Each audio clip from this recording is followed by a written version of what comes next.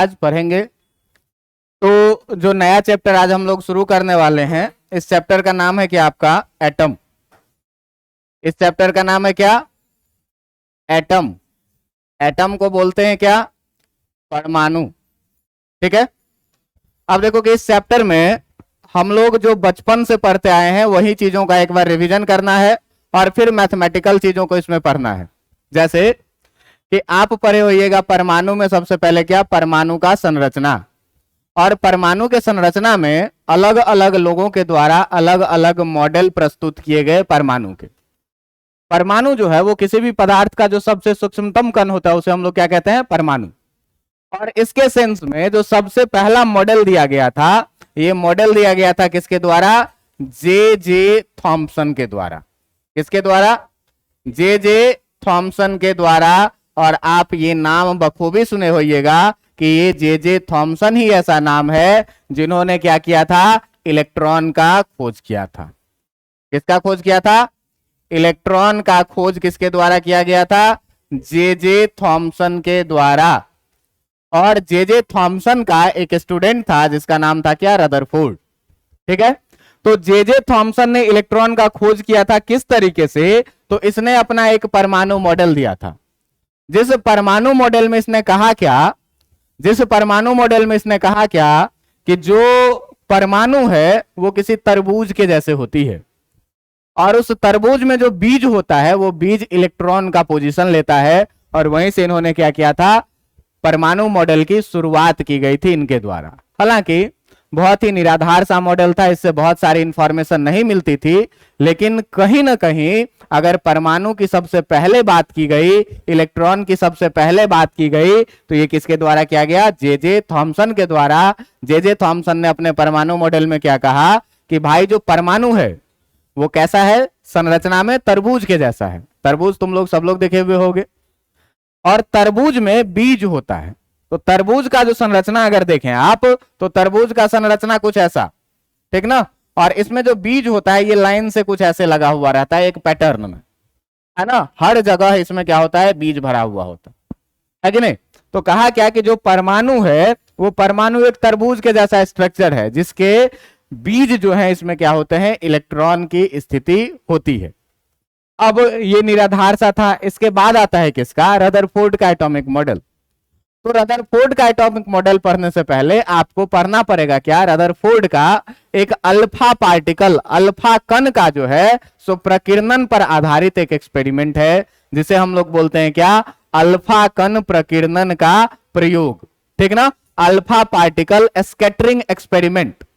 अब इस एक्सपेरिमेंट में आपको कुछ चीजों को पढ़ना होगा, जिन चीजों में आपको सबसे पहले जानना होगा क्या कि अल्फा कण क्या होता है। जिसमें आपको सबसे पहले क्या जानना होगा कि अल्फा कण क्या होता है। बात समझ में आ रहा है। तो देखिए कि अल्फा पार्टिकल का अगर बात करेंगे हम लोग, अल्फा कण का बात करेंगे, तो हीलियम का आप लोग नाम सुने होइएगा। हीलियम का परमाणु संख्या कितना होता है 2। इसका मतलब कि हीलियम के संरचना में जो है तो 2 इलेक्ट्रॉन है, 2 प्रोटॉन है और 2 न्यूट्रॉन भी है। बात समझ में आ रही है। अब इस हीलियम से अगर इस हीलियम को हमको आवेशित करना है, मान लो कि ये है हीलियम, इस हीलियम के नाभिक में 2 प्रोटॉन है और 2 न्यूट्रॉन है, और इसके ऑर्बिट में 2 इलेक्ट्रॉन घूम रहे हैं। आप इलेक्ट्रोस्टैटिक्स को याद कीजिए, आपने पढ़ा है क्या कि जब कोई भी परमाणु या कोई भी पदार्थ इलेक्ट्रॉन डोनेट करता है, दान करता है, तो उस पर धनावेश उत्पन्न होता है, और जब कोई भी अपना इलेक्ट्रॉन ग्रहण करता है तो उस पर क्या होता है ऋणावेश। इस पर से एक इलेक्ट्रॉन निकालोगे, जैसे ही -1 इलेक्ट्रॉन करोगे तो इस पर एक पॉजिटिव चार्ज आ जाएगा, और दूसरा इलेक्ट्रॉन भी अगर इस पर से निकाल दोगे तो इस पर क्या हो जाएगा दूसरा भी पॉजिटिव चार्ज आ जाएगा।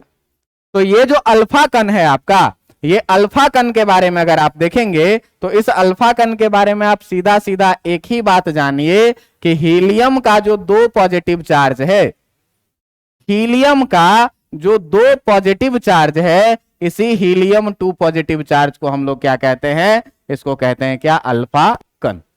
बात समझ में आ रहा है। अब देखिए कि हीलियम से दोनों इलेक्ट्रॉन बाहर हो चुका है, मतलब इसके पास अल्फा कण के पास जो है सो अल्फा कण के पास अब जो बचा हुआ है ये 2 प्रोटॉन और 2 क्या, न्यूट्रॉन। आप लोग पढ़े होइएगा कि एक प्रोटॉन का जो द्रव्यमान होता है ये 1 AMU के बराबर में होता है।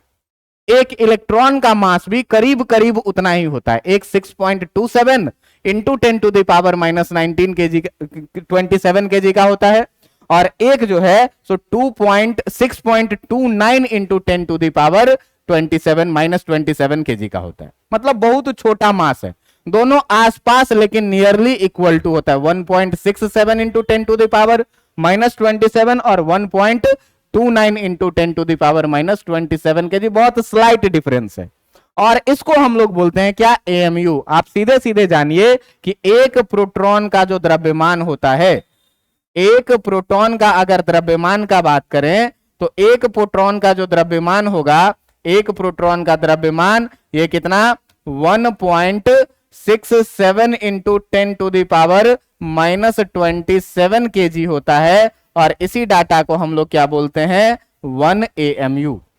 और प्रोटॉन के साथ साथ आप इसको न्यूट्रॉन का भी कह सकते हैं। क्यों कि न्यूट्रॉन का भी मास जो है सो करीब करीब द्रव्यमान जो है सो इतना होता है, कितना 1.69। ये 67 नहीं, ये 27 नहीं, 67 ही ठीक है, 67। और यहां पे जो है सो कितना 69 into 10 to the power minus 27 KG. और ये दोनों डाटा आप देखिए कि करीब करीब बहुत एक दूसरे के करीब है।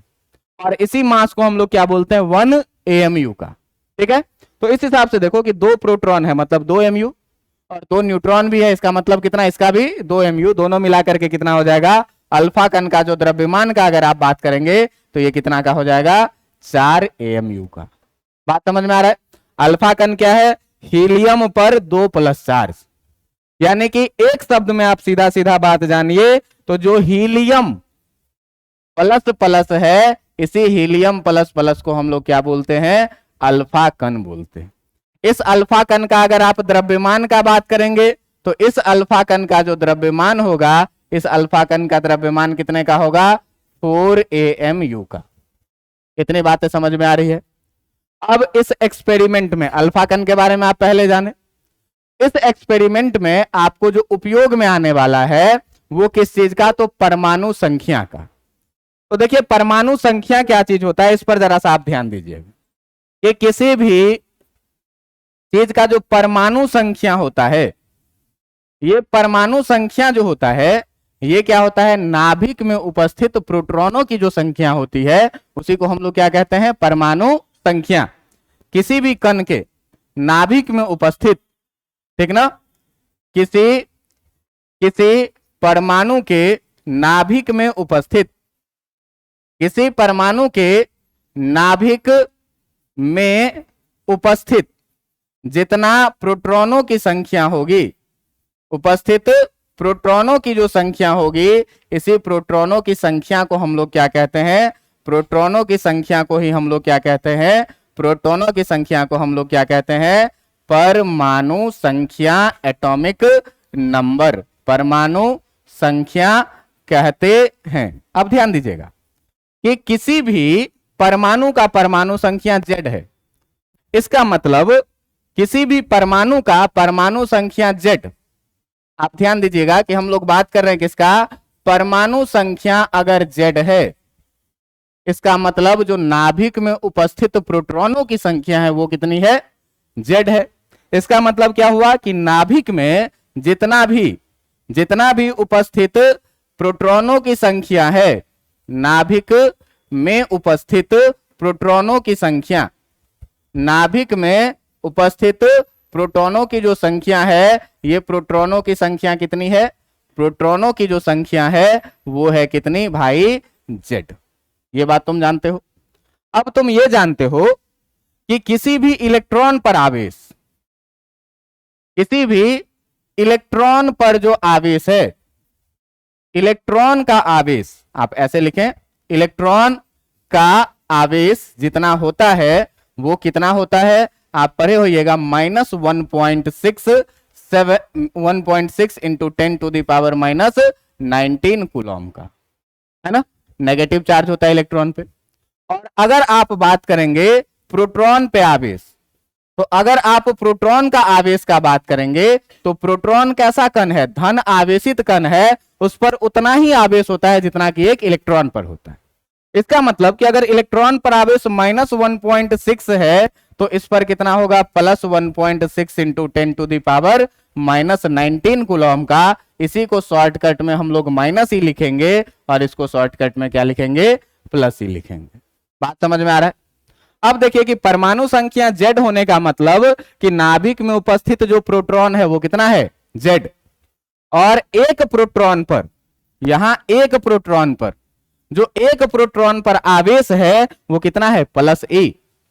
तो इसका मतलब जो नाभिक है, जो किसी भी परमाणु का नाभिक है, आप देखिए अगर ये किसी नाभिक का बात करें हम लोग, तो ये कोई अगर नाभिक है, अगर ये कोई सा नाभिक है तो इस नाभिक में जो है तो कितना है, Z प्रोटॉन है और Z क्या है, न्यूट्रॉन है। प्रोटॉन पर जो है तो कितना चार्ज होता, +E, और न्यूट्रॉन पे जो है तो कितना चार्ज होता, 0। इसका मतलब कि नाभिक में उपस्थित जो कुल आवेश है, नाभिक में उपस्थित जो कुल आवेश है, नाभिक में उपस्थित कुल आवेश का अगर हम लोग बात करें तो कुल आवेश का अगर हम लोग बात करें तो ध्यान देना, एक प्रोटॉन मतलब कितना चार्ज, +E। 2 प्रोटॉन इसका मतलब कितना चार्ज, +2E। 3 प्रोटॉन इसका मतलब कितना चार्ज, +3। लेकिन किसी परमाणु का परमाणु संख्या Z है, इसका मतलब उसमें प्रोटॉनों की संख्या कितनी है, Z। और Z प्रोटॉन का मतलब कितना होगा कि उसमें जो चार्ज है वो कितना है, +ZE के बराबर। बात समझ में आ रहा है कि नहीं, कि कोई भी नाभिक का परमाणु संख्या Z है, इसमें मतलब प्रोटॉनों की संख्या भी कितनी, Z, और न्यूट्रॉनों की संख्या भी कितनी, Z। प्रोटॉन और न्यूट्रॉन ही नाभिक में रहते हैं। तो परमाणु संख्या में Z प्रोटॉन है और Z न्यूट्रॉन है, तो न्यूट्रॉन पर कितना आवेश होता और प्रोटॉन पे कितना आवेश होता, इसमें Z प्रोटॉन है। तो अगर एक प्रोटॉन रहता तो आवेश कितना रहता, अगर 2 प्रोटॉन तो 3 प्रोटॉन तो कितना प्रोटॉन है, मतलब इस पर चार्ज कितना होगा, ZE के बराबर में। इतनी बातें समझ में आ रही है? अब देखिए कि अगर इतनी बातें आपको समझ में आ रही है कि किसी भी नाभिक में किसी भी परमाणु का अगर परमाणु संख्या Z है, किसी परमाणु का अगर जो है तो हम लोग बात करें किसका, कि परमाणु संख्या का, किसी परमाणु का अगर परमाणु संख्या, यदि परमाणु संख्या Z है, इसका मतलब कि उस पर कुल आवेश जो है उस नाभिक पर, यानी कि उस नाभिक का कुल आवेश जो है, बार बार भाभी जी क्यों लिखा रहा है, उस नाभिक का जो कुल आवेश है वो कुल आवेश कितना होगा भाई, +ZE के बराबर। ये जानकारी आपको होना चाहिए। मतलब कि अगर हम लोग हाइड्रोजन न्यूक्लियस का बात करें H+ का, तो H+ के पास कितना चार्ज, मतलब +E चार्ज। बात समझ में आ रहा है? अगर हम लोग बात करें हीलियम ++ का, तो इसके पास कितना चार्ज, +2E चार्ज। अगर हम बात करें ऑक्सीजन के न्यूक्लियस का, तो ऑक्सीजन का एटॉमिक नंबर कितना होता है, 8। इसका मतलब अगर ऑक्सीजन 8+ का बात करेंगे तो इस पर कितना चार्ज होगा। अगर किसी का Z एटॉमिक नंबर है, बातें समझ में आ रही है कि नहीं आ रही है, फीलिंग समझ में आ रही है कि नहीं, केमिस्ट्री नहीं पढ़ रहे हैं कि यहाँ पर कहोगे कि 8 नहीं 2 ही होता है। बात समझ में आ रहा है? यहाँ फिजिक्स पढ़ रहे हैं हम लोग, केमिस्ट्री का बातचीत भूल जाओ। केमिस्ट्री में ऑक्सीजन 2+ होता है, फिजिक्स में फीलिंग को, भावनाओं को समझिए। रात में आप लोग भी हिले थे कि नहीं हिले थे? रात में भूकंप का पता नहीं चला तुम लोगों को? कैसे इंसान हो, भैंस के जैसे सोओगे तो कहां से पता चलेगा। चलो सुनो, ये अबे सिंगल में तो और ज्यादा पता चलना चाहिए। अरे डबल 2 आदमी रहेंगे, मान लो एक चौकी पे 2 आदमी बैठे हुए हैं और चौकी हिलेगा तो लगेगा कि दूसरा हिला रहा होगा, लेकिन जब अकेले बैठे और हिल रहा है चलो छोड़ो। इतना बात समझ में आया कि नहीं? इतना बात समझ में आया? क्या बोले कि किसी नाभिक का अगर किसी परमाणु का परमाणु संख्या Z है, इसका मतलब उसमें प्रोटॉनों की संख्या कितनी है, Z है। और जेड प्रोटॉन का मतलब आवेश कितना, जेडी। इतनी बातें समझ में आ रही होगी। अब देखिए कि आपको हमने पढ़ाया है, इसमें यूज होने वाला मैं बस आज टर्म का यूज करने वाला। मैंने आपको इलेक्ट्रोस्टैटिक्स में क्या पढ़ाया है, इलेक्ट्रोस्टैटिक्स में पढ़ाया है क्या, विद्युत स्थितिज ऊर्जा। क्या पढ़ाया है, विद्युत स्थितिज ऊर्जा।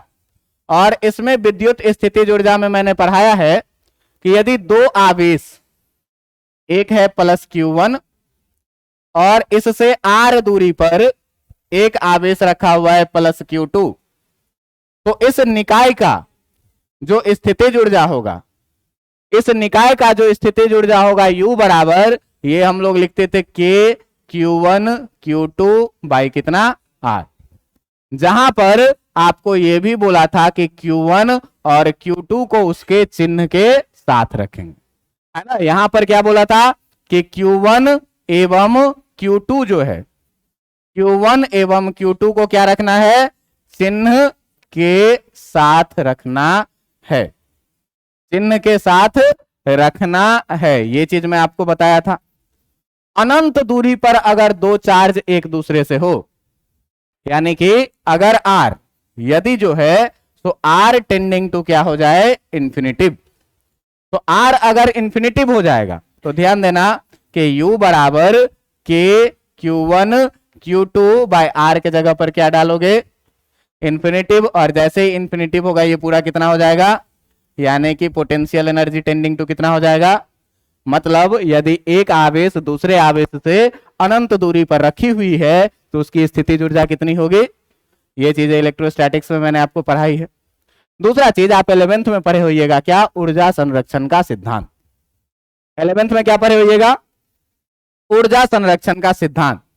तो इस ऊर्जा संरक्षण के सिद्धांत में आप क्या पढ़े होंगे, ऊर्जा संरक्षण के सिद्धांत में आप पढ़े होंगे, ऊर्जा संरक्षण का सिद्धांत में आपने पढ़ा होगा क्या कि ऊर्जा संरक्षण के सिद्धांत में आपने क्या पढ़ा होगा कि किसी निकाय का जो कुल ऊर्जा होता है, किसी निकाय का जो कुल ऊर्जा होगा, किसी निकाय का कुल ऊर्जा क्या होता है, संरक्षित होता है।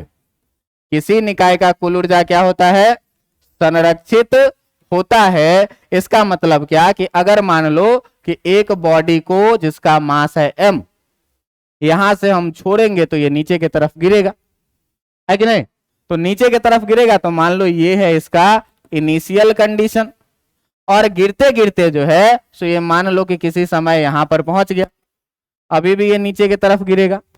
लेकिन ध्यान देना कि जब बॉडी यहां से नीचे की तरफ गिरेगा तो इसका वेग लगातार बढ़ेगा, और मान लीजिए कि यहां पर कहीं पर जमीन है तो वेग लगातार बढ़ेगा इसका, और वेग बढ़ेगा तो आप जानते हैं कि जो गतिज ऊर्जा होता है, जो गतिज ऊर्जा होता है ये कितना होता है, 1/2 mv²। तो वेग बढ़ेगा मतलब गतिज ऊर्जा क्या होगा, बढ़ेगा। और आप ये भी जानते हैं कि किसी भी कण का जो स्थितिज ऊर्जा होता है, ये स्थितिज ऊर्जा कितना होता है, mgh के बराबर में। यानी कि जैसे जैसे ये बॉडी नीचे गिरेगा, जमीन से इसकी ऊंचाई धीरे धीरे क्या होती जाएगी, कम होती जाएगी, h का मान घटता जाएगा, यानी कि स्थितिज ऊर्जा का मान क्या होता जाएगा, घटता जाएगा। अब देखिए कि ऊर्जा को संरक्षित होने का मतलब क्या, एक बढ़ रहा है तो दूसरा घट रहा है, नीचे आने से एक बढ़ रहा है तो दूसरा क्या हो रहा है, लेकिन दोनों का योग हमेशा क्या रहेगा, कांस्टेंट रहेगा। बात समझ में आ रहा है। इसका मतलब यह हुआ कि जो गतिज ऊर्जा है आपका काइनेटिक एनर्जी, और जो आपका पोटेंशियल एनर्जी है, इस दोनों का सम जो है सो हमेशा क्या होता है, कांस्टेंट होता है। बात समझ में आ रहा है कि नहीं। और कांस्टेंट होने का मतलब यह हुआ कि किसी भी समय पर अगर आप बात करेंगे kinetic energy initial plus potential energy initial, तो ये बराबर हो जाएगा किसका, kinetic energy final plus potential energy final के बराबर में। मतलब यहां पर अगर कण के स्थितिज ऊर्जा का आप बात करेंगे और गतिज ऊर्जा का बात करेंगे तो दोनों का योग जितना आएगा, यहां पर भी दोनों का योग उतना ही आएगा, और इसी को हम लोग क्या बोलते हैं, ऊर्जा संरक्षण का सिद्धांत। बात समझ में आ रहा है। इतने कॉन्सेप्ट्स का हम लोग क्या करेंगे, अगले दिन उपयोग करेंगे, किसका, रदरफोर्ड का अल्फा पार्टिकल स्कैटरिंग एक्सपेरिमेंट को पढ़ने में। अब देखिए कि किसी का किया हुआ एक्सपेरिमेंट है, ये रदरफोर्ड और रदरफोर्ड का 2 स्टूडेंट मिलकर के ये एक्सपेरिमेंट किया था। बहुत ही लाजवाब एक्सपेरिमेंट है और इसी एक्सपेरिमेंट से पहली बार नाभिक का पता लगाया गया था। तो अगले दिन मैं आपको बताऊंगा क्या कि अल्फा पार्टिकल स्कैटरिंग एक्सपेरिमेंट कैसे किया उन लोगों ने, उससे क्या क्या चीजें ऑब्जर्व की गई, उस ऑब्जर्वेशन से क्या क्या रिजल्ट मिला, उस रिजल्ट के बाद भी उस एक्सपेरिमेंट में क्या क्या कमियां रह गई। इतने कमियों को पढ़ लेंगे तो रदरफोर्ड का एक्सपेरिमेंट कंप्लीट हो जाएगा। इस चैप्टर का मैं मोटा मोटी बात बता रहा हूं। इसके बाद दूसरा बात जो हम लोग करेंगे, सबसे पहले साइंटिस्ट रदरफोर्ड ही थे जिन्होंने नाभिक शब्द का प्रयोग किया था। नाभिक शब्द का मतलब किसी भी परमाणु का जो है तो बहुत छोटे भाग में धन आवेश कंसंट्रेटेड होता है और इसी छोटे भाग को जो है तो हम लोग क्या कहते हैं, इसी छोटे से भाग को हम लोग क्या कहते हैं, नाभिक कहते हैं। तुमको दिखाएंगे कि ये 10 का पावर -15 मीटर के रेंज का होता है। ये मैथमेटिकल कैलकुलेशन करके हम तुमको दिखाएंगे। बात समझ में आ रहा है? इसके बाद नाभिक का त्रिज्या हम लोग कैसे निकालेंगे। आप लोग पढ़ते हो ना, एटॉमिक साइज बढ़ेगा। साइज बढ़ने का मतलब क्या कि एटम का रेडियस बढ़ेगा, और वो केमिस्ट्री में खाली जानते हैं कि बढ़ेगा। कैसे निकालेंगे और कितना होगा, जो कौन बताता है, फिजिक्स बताता है। तो वो आपको हम सिखाएंगे, वहां पर ऊर्जा संरक्षण का सिद्धांत लगाएंगे। ये सारी चीजें पढ़ने के बाद आएगा बोर एटॉमिक मॉडल, कि इसको सुधार किया था किसने, नील्स बोर साहब ने। नील्स बोर का एटॉमिक मॉडल पढ़ने के बाद एनर्जी लेवल के बारे में, वहां से एनर्जी निकालना सीखेंगे और अगले 4 क्लास में ये चैप्टर हो जाएगा खत्म। हम तो सोचे थे कि आज आधा कर देंगे, लेकिन लेट हो गया। तो चलिए कोई बात नहीं, ये इंट्रोडक्शन आज आप लोग एक्स्ट्रा देखे, जिसमें मैं पीछे जो भी पढ़ाया था वो बताया, और एनर्जी लेवल तक पढ़ने के बाद इस चैप्टर को करेंगे ड्रॉप। ठीक ना? आप एक चीज हमेशा ही ध्यान में रखिएगा कि अगर अच्छा स्कोरिंग करना है तो 100% सिलेबस पर फोकस मत कीजिए। 100% इफिशियंसी से फोकस सब जगह करना है, लेकिन जो पोर्शन आपने ऑप्टिक्स तक पढ़ा है उस पर ज्यादा इफिशियंसी से मेहनत करिए। वहां से क्वेश्चन आएगा, बनेगा। मॉडर्न फिजिक्स पर आइएगा तो इतना सारा टर्म है, अगर दिमाग से निकला तो गया। बात समझ में आ रहा है?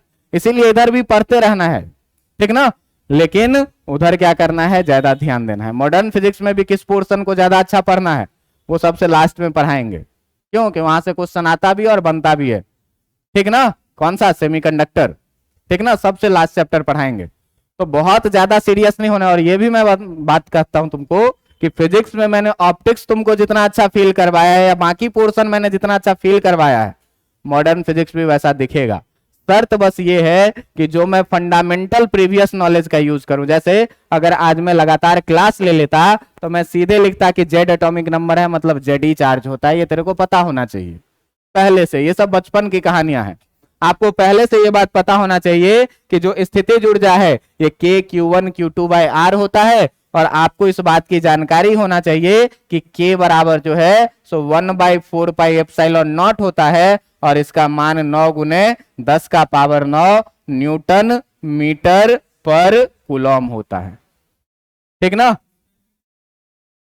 न्यूटन मीटर स्क्वायर पर कूलॉम स्क्वायर होता है। ठीक ना? ये चीज आपको क्या होना चाहिए, याद होना चाहिए।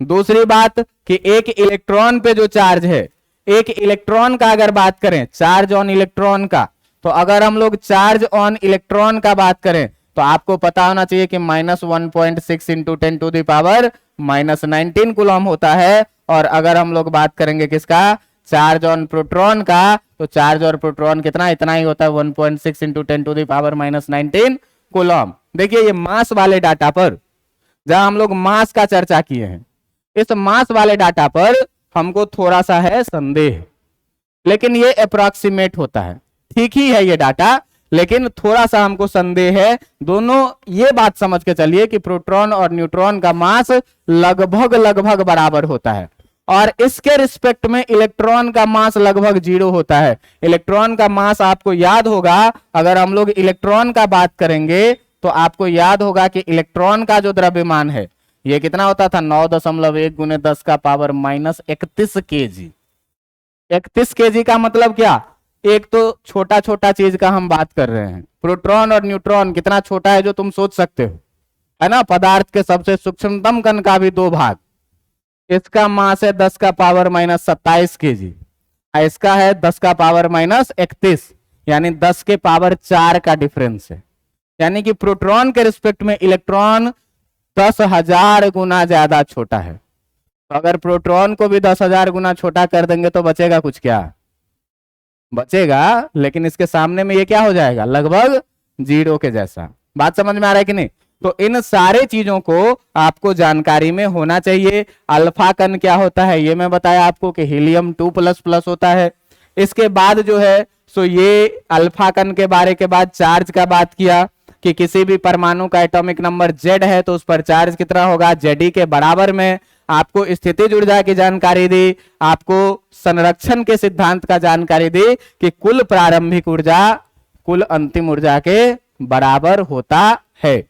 बात समझ में आ रहा है कि नहीं। और अगर यहां पर आप ध्यान दीजिएगा कि यदि V बराबर 0 हो जाए, यदि V बराबर क्या हो जाए 0, तो काइनेटिक एनर्जी कितना होगा 1/2 mv², और जो कि किसके बराबर में हो जाएगा 0 के बराबर में।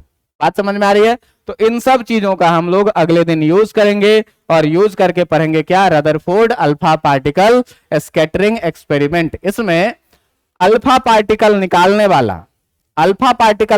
वाला एक एलिमेंट होता है जिसको हम लोग बोलते हैं रेडियो एक्टिव एलिमेंट। केमिस्ट्री में आप लोग नाम सुने ही होंगे, बिस्मथ नाम का कोई चीज रेडियो एक्टिव एलिमेंट होता है। इन सब चीजों का उपयोग करेंगे और इन सब चीजों का उपयोग करके आपको बहुत अच्छे से रदरफोर्ड का एक्सपेरिमेंट समझाएंगे, उसका कैलकुलेशन दिखाएंगे, ठीक ना। मतलब कल का क्लास करीब करीब 1 घंटे का क्लास होगा, जिस 1 घंटे के क्लास में मैं थ्रू आउट इस नॉलेज का यूज करूंगा जो मैंने आज रिवाइज करवाया। मैं कहीं इस बात का फिर चर्चा नहीं करूंगा कि ये कैसे हुआ Ze, बस आपको जानना है कि Ze होता है। अगर चार्ज ऑन अल्फा पार्टिकल का बात करें तो चार्ज ऑन अल्फा पार्टिकल का बात करें तो अल्फा पार्टिकल क्या है, यही तो है हीलियम++, जिसको क्या बोलते हैं अल्फा कण बोलते हैं। और अल्फा कण पे अगर चार्ज का बात करूं तो कितना हो जाएगा +2e। क्यों कि इसके पास कितने प्रोटॉन है, 2 प्रोटॉन है, और 2 प्रोटॉन है तो 2 प्रोटॉन है, इसका मतलब कि इसका जो है सो द्रव्यमान होगा 4 mu, और 2 प्रोटॉन है इसका मतलब चार्ज इस पर कितना होगा 2e के बराबर में, ठीक है। तो इन सारे कॉन्सेप्ट का यूज करके हम लोग अगले दिन देखेंगे अल्फा पार्टिकल स्कैटरिंग एक्सपेरिमेंट को। ये मान के चलना कि करीब करीब आधा चैप्टर कल कंप्लीट हो जाएगा, ठीक है। और पढ़ के आइएगा, इन सारी चीजों को रिवीजन करके काफी है, ठीक ना।